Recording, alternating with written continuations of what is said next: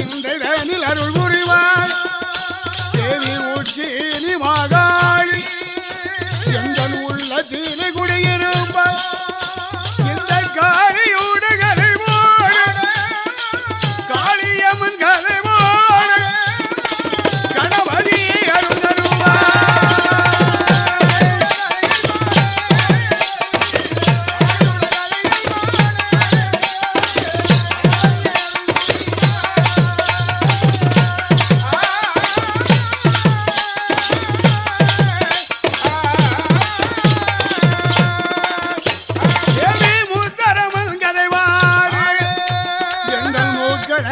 அருள் புரிவாய் உச்சினி மகாளி கதைவாள் எங்கள் உடையவனை அருள் புரிவாய் ஆயிரங்களுடைய அழகி காளியம்மா சீமையங்கு ஜாதிவேற்று என் திருமலை காளியம்மா இந்த கலியுகத்தை ஆள வந்த தேவி கண்ணம்மா ஈஸ்வரியே இந்த பூவுலக ஆள வந்து தேவி புது அம்மா ஈஸ்வரி இந்த வையகத்தை ஆள வந்து என் தேவி முத்து மாரியம்மா இந்த உலக எல்லாம் ஆள வந்து உலகம் எல்லாம் ஆள வந்து தேவி உலகளந்த ஈஸ்வரி.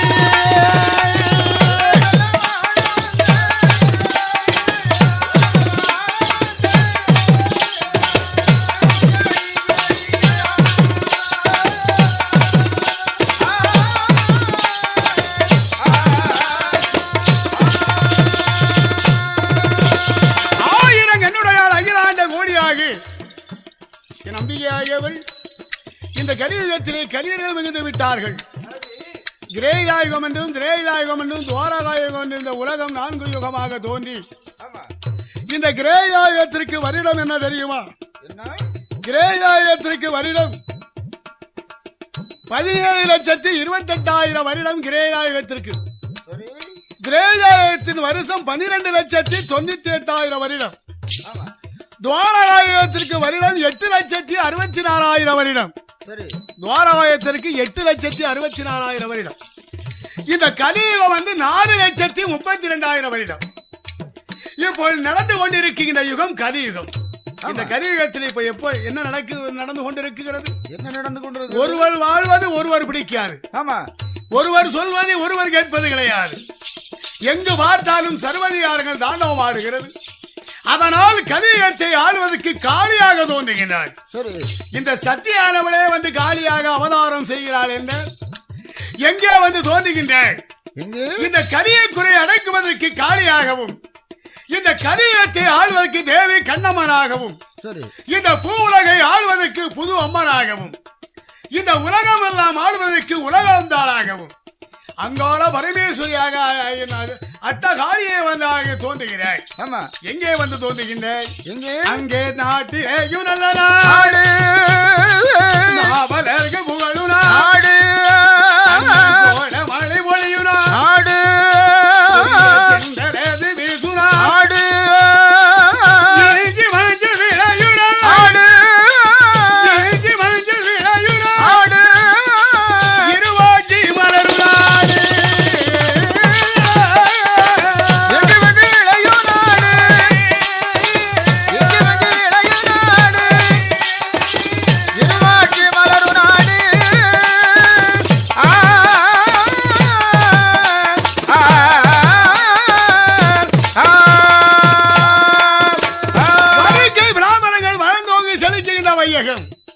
நாகலோகம் என்று சொல்லுகின்ற நகரம். அந்த நாகலோகம் எங்கே தோன்றுகின்றது? 10வது திருப்பாக்கடலுக்கு அப்பால் காற்றடித்து மணல் குமித்து கரையாமுற்றாக வளர்ந்து அந்த புற்றுக்கு அடிவாரத்திலே நாகலோகம் தோன்றுகின்றது. அந்த நாகலோகத்தில் நகுதன் என்ற நாகராஜன் ஆண்டு வருகிறார். நகுதன் என்ற நாகராஜன். நகுதன் என்றால் எப்பேற்பட்டவன் தெரியுமா? அவன் கொடிய விஷம் உள்ளவன். நாகங்களிலே 9 வகையான நாகங்கள் உண்டு. 9 வகையான நாகங்களிலே வாசுகி என்றும் அனந்த கண் என்றும் ஆதிசேஷன் என்றும் கார்கோளகன் என்றும் குலிகன் என்றும் சங்கபாலன் என்றும் தசன் என்றும் பதுமன் என்றும் மகாபதுமன் என்றும் இப்படி 9 வகையான நாகங்களிலே அந்த நாகலோகத்தை ஆண்டு வருவது நகுதன் என்ற நாகராஜன். அந்த நாகராஜனோடு நாகக்கண்ணி, தோகைக்கண்ணி, நளினைக்கண்ணி என்ற 3 மங்கைமார்களோடு அந்த நாகலோகத்தை எல்லா பவுசோடு ஆண்டு வருகிறாள்.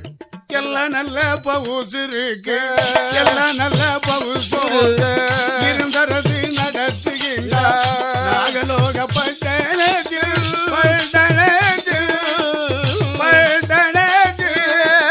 நாகமுடி அரசமல்லல் அரசமல்லல் ஐயா அரசமல்லல் நாகலோக பட்டணத்தில்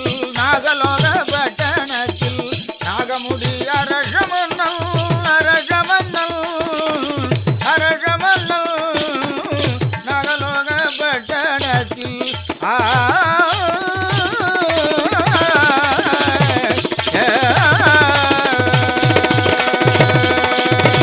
கோபுரமும் பொன்னாலே நாகலோக பட்டணத்திலே